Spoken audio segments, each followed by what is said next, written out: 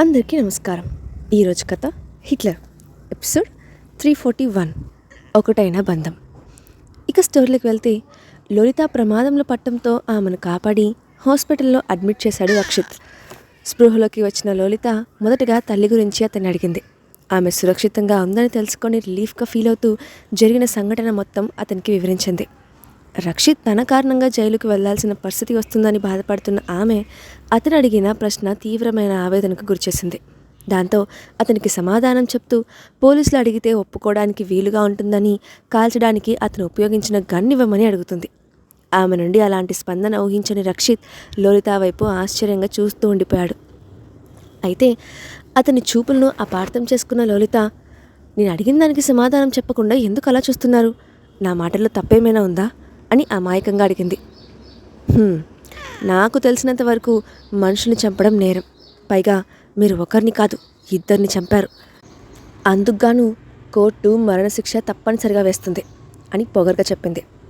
తెలుస్తుందిలే అని వెక్రింతగా నవ్వుతున్న అతను చూసి ఉడుక్కుపోవడం లలిత వంతైంది. ఆ రోజు మధ్యాహ్నం హాస్పిటల్ నుంచి డిశ్చార్జ్ అయ్యి ఇంటికి వెళ్ళిన లలిత ఒళ్ళంతా చిరాగ్గా అనిపించడంతో నేరుగా వాష్రూమ్లోకి వెళ్ళిపోయింది. బట్టలు విప్పి షవర్ కింద నిలబడిన ఆమెకు గతంలో సవతి తండ్రి తన మీద చేయబోయిన అఘాయిత్యం గుర్తుకొచ్చి భయంతో వెన్ను జలధరించింది. ఒకప్పుడు వాడు, ఇప్పుడు ఈ అబ్బాయిలు ఒకటేలాంటి జంతువులు. వాళ్ళ దృష్టిలో ఆడపిల్లలంటే ఆట బొమ్మ. శారీరక అవసరాలను తీర్చుకునే సాధనంగా చూస్తారు తప్ప మానసికంగా ఎంత నలిగిపోతారో అని ఆలోచించరు. రక్షిత్ గారు రాకపోతే ఆ రోజు నా జీవితం ముగిసిపోయేది. దేవుడు ఇలా వచ్చి మనిషి రూపంలో ఉన్న మృగాలను బలి కావకుండా నన్ను కాపాడారు. ఆయనకి ఎన్నిసార్లు కృతజ్ఞతలు చెప్పినా తక్కువే అని ఎమోషనల్గా అనుకుంటూ స్నానం ముగించుకొని బయటకు వచ్చిన ఆమెకు గదిలో కిటికీ దగ్గర నిలబడి దీర్ఘంగా ఆలోచిస్తున్న రక్షిత్ కనిపించాడు. మనసంతా నిండిన ప్రేమతో అతని వైపు ఆరాధనగా చూసిన ఆమెకు గుండెల్లో అలజడి మొదలైంది.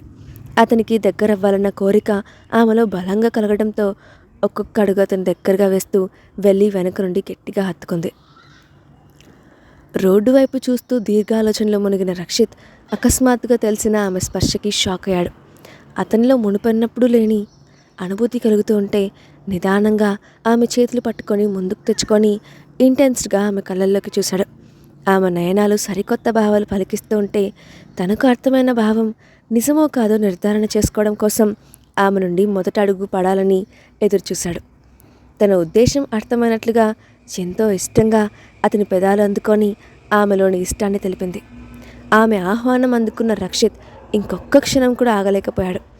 3 ఏళ్లుగా ఆమె స్పర్శ కోసం అల్లాడుతున్న అతని ప్రాణం ఇక వదిలి ఉండలేనట్లు ఆమెను అల్లుకుపోయాడు.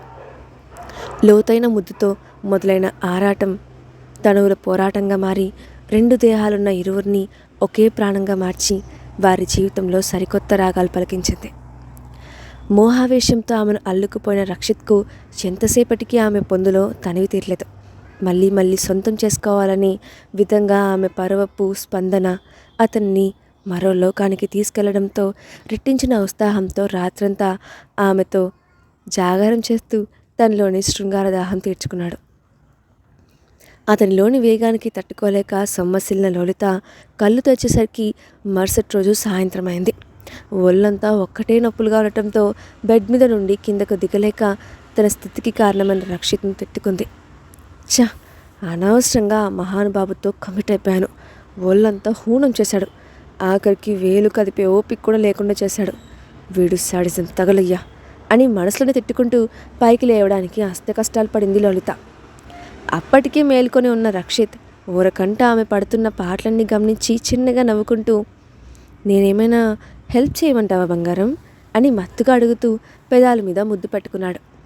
అప్పటికే ఓపిక లేక అల్లాడిపోతున్న లలిత ఆ ముద్దుకు మరింత నీరసపడిపోయింది. దానితో అతని వైపు కోపంగా చూస్తూ, నీ ఒంట్లో జాలి అన్న పదార్థం పెట్టే ఉందా లేదా? నిన్నటి నుండి నన్ను అదే పనిగా వాయించి పడేసి శరీరంలో ఓపిక మొత్తం హరించిపోయేలా చేశారు. మళ్ళీ ఏ ముఖం పెట్టుకొని ముద్దు పెట్టారు? కొంచెం కూడా సిగ్గులేదా అని ఉక్రోషంగా అడుగుతూ పిడికిళ్ళు బిగించి అతని గుండెల మీద ఇష్టం వచ్చినట్లు కొట్టింది లలిత. ఆమె కొడుతున్న దెబ్బలు అతనికి చీమ కుట్టినట్లతో కూడా అనిపించకపోవడంతో మత్తుగా ఆమెను చూస్తూ, ఇదంతా నీ అందం తప్పు. నిన్ను ఎవరంత టెంప్టీగా ఉండమన్నారు? నువ్వు ఊరించి ఉడికించావు కాబట్టి నేను అంత రచ్చ చేశాను, కానీ నీతో ఇంటిమెసీ మాత్రం మంచి కిక్కిచ్చింది బంగారం.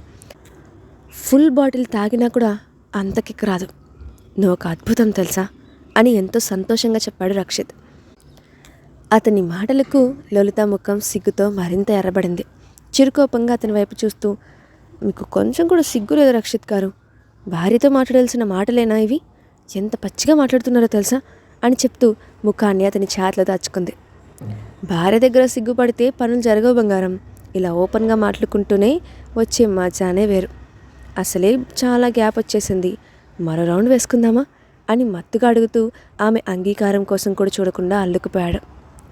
సుమారు గంట తర్వాత ఆమెను వదిలి అలుపు తీర్చుకున్న రక్షిత్ బెడ్ మీద నిస్సత్తుగా పడుకున్న ఆమెను చూసి జాలిపడ్డాడు.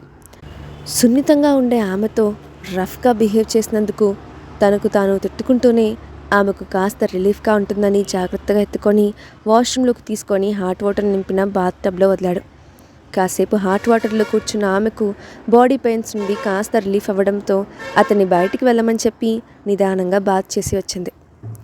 ఆ తర్వాత రక్షిత్ కూడా వెళ్ళి ఫ్రెష్ అయ్యి వచ్చాడు. అప్పటికే నీరసంగా బెడ్ మీద పడుకున్న ఆమెను చూసి, సారీ మా, నీతో కాస్త రఫ్గా బిహేవ్ చేశాను. నెక్స్ట్ టైం నుండి కాస్త సంతోషంగా సాఫ్ట్గా డీల్ చేస్తాను అని ప్రేమగా ఆమె తలను నిమిరాడు. ఆమె తలూపుతూ, ఆకలిస్తుంది రక్షిత్ గారు అని నీరసంగా చెప్పింది. సరే, నువ్వు ఇక్కడే పడుకో, నేను వెళ్ళి నీకోసం ఫుడ్ తీసుకొస్తాను అని ఆమెకు చెప్పి కిందకు వచ్చిన రక్షిత్కి సర్వెంట్ ఎదురొచ్చి భూపేందర్ శెట్టి వచ్చినట్లు తెలిపాడు. ఇప్పుడు అతన్ని మీట్ అయ్యేంత టైం నాకు లేదు, మరొకసారి రమ్మని చెప్పు అని సీరియస్గా చెప్పి కిచెన్లోకి వెళ్ళాడు. అతని ఆలోచన అంతా లలిత మీదనే ఉండటంతో నీరసంగా ఉన్న ఆమెకు బలమైన ఆహారం ఇవ్వాలని నిర్ణయించుకున్నాడు. అందులో భాగంగా హెడ్ చెఫ్కి మరుసటి రోజు నుండి తయారు చేయవలసిన మెనూ మొత్తం ప్రత్యేకంగా నోట్ చేయించి ఒక ప్లేట్లో కావలసిన ఫుడ్ ఐటమ్స్ ఇద్దరికి సరిపడా పెట్టుకొని వెనుతిరిగాడు. అప్పటికే అక్కడికి దూసుకొచ్చిన భూపేందర్ శెట్టి డిన్నర్ ప్లేట్తో నిలబడిన కొడుకు వైపు కోపంగా చూస్తూ, నీకు నాతో మాట్లాడడానికి సమయం లేదు కానీ తినడానికి ఆసక్తి మాత్రం ఉందా? కన్నతండ్రితో ప్రవర్తించే విధానం ఇదేనా అని గట్టిగా అరిచాడు. అతన్ని ఆపడానికి ప్రయత్నించిన బాడీగార్డ్ను సైతం విదిరించుకొట్టి మరీ లోపలికి వచ్చిన తండ్రి వైపు విసుగ్గా చూస్తూ, నేను లలితకు భోజనం తీసుకెళ్తున్నాను, వచ్చే వరకు హాల్లో వెయిట్ చేయండి అని మరో మాటకు తావివ్వకుండా స్టెప్స్ పైకి ఎక్కి వెళ్ళిపోయాడు రక్షిత్. అతని సమాధానం విన్న భూపేందర్ శెట్టి కోపంతో రగిలిపోయాడు. కళ్ళెదురుగా ఉన్న కన్న తండ్రిని పట్టించుకోకుండా గదిలో విశ్రాంతి తీసుకుంటున్న పిల్లకి సేవ చేయడానికి పోయాడని కసితీరా తిట్టుకున్నాడు. అంతకుమించి ఓవరాక్షన్ చేస్తే కొడుకు కోపానికి బలి కావాల్సి వస్తుందని భయపడ్డాడు. గదిలోకి వచ్చిన రక్షిత్ బెడ్ దగ్గర కానుకొని నిద్రపోతున్న లలితను లేపి స్వయంగా తన చేతులతో తానే గోరుముద్దలు తినిపించాడు. ఎందుకు ఆ క్షణం అతనికి చాలా నచ్చింది. ఇప్పటి వరకు అతనికి మరొకరితో అలాంటి సంబంధం ఏర్పడలేదు. ఒక వ్యక్తిని మనస్ఫూర్తిగా ప్రేమించి సొంతం చేసుకుంటే కలిగే అనుభూతిని మొట్టమొదటిసారిగా చవిచూశాడు. కడుపులో తిండి పడేసరికి కాస్త ఓపిక రావడంతో, ప్లీజ్ ఇంకొకసారి ఇంత హార్ష్గా బిహేవ్ చేయకండి, అస్సలు తట్టుకోలేను, ఇప్పటికే నరకంగా ఉంది, కనీసం కాలు కదపడానికి కూడా ఓపిక లేదు, విపరీతమైన నొప్పి ఉంది అని కన్నీళ్లతో చెప్పింది లలిత. ఆమె ముఖంలో బాధ కనిపించిన రక్షిత్ వెంటనే డాక్టర్కి కాల్ చేసి పిలిపించాడు. కాసేపటికి డాక్టర్ రావడం, ఆమెను చెకప్ చేసి రక్షిత్కి 4 క్లాసులు పీకడం, 10 రోజులు రెస్ట్ ఇవ్వమని చెప్పడం, మెడిసిన్స్ ప్రిస్క్రిప్షన్లు రాసి అతని చేతిలో పెట్టి ఫీజు తీసుకొని వెళ్ళిపోవడం క్షణాల్లో జరిగిపోయాయి. వెంటనే ఆన్లైన్లో మెడిసిన్ ఆర్డర్ చేసి అవి డెలివరీ అయిన తర్వాత ఆమె చేత ట్యాబ్లెట్స్ మింగించి రెస్ట్ తీసుకోమని చెప్పి అప్పుడు తీరిగ్గా కిందికి వెళ్ళాడు. అప్పటికే 2 గంటల నుండి కొడుకుతో మాట్లాడడానికి ఎదురు చూస్తున్న భూపేందర్ శెట్టి ఎంతసేపటికి కిందకు రాని కొడుకు మీద కారాలు మిరియాలు నూరుతూ ఏ క్షణమైనా పేలడానికి సిద్ధంగా ఉన్న అగ్నిపర్వతంలా మారాడు. కాసేపటికి కిందకు వచ్చిన కొడుకు అతని కోరిక ససేమిరా ఒప్పుకోకపోవడంతో ఇద్దరి మధ్య పెద్ద వాగ్వాదం జరిగింది. ఇంతకీ రక్షిత్ తండ్రి కొడుకును ఏమని అడుగుతాడు? ఇద్దరి మధ్య గొడవ జరగడానికి కారణం ఏంటి? నెక్స్ట్ పాటలో చూద్దాం. Thanks for watching.